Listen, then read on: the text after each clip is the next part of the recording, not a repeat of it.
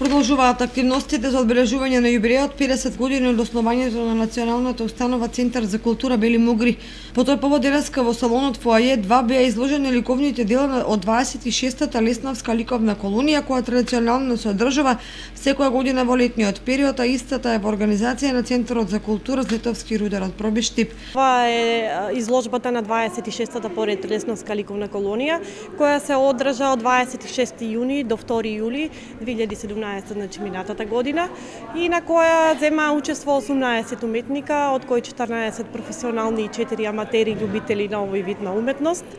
Работеа во масло и акрил техника на платно, и на ова колонија беа изработени околу 40 на уметнички дела, со тоа што ја збогативме збирката на уметнички дела при Домот на културата Злетовски рудар и гордо ги изложуваме во сите центри на култура и домови на култура во Република Македонија. Бидејќи колонијата има меѓународен карактер, секоја година имаме учесници како од Македонија, така и од други држави. На оваа колонија зема учество уметници од Република Бугарија и Русија. Значи оваа година работеа на зададена тема, тоа беше Лесновскиот манастир, околината на Лесновскиот манастир, потоа старата традиционална архитектура на Лесновската куќа и целото карпесто обкружување на овој вулкански регион.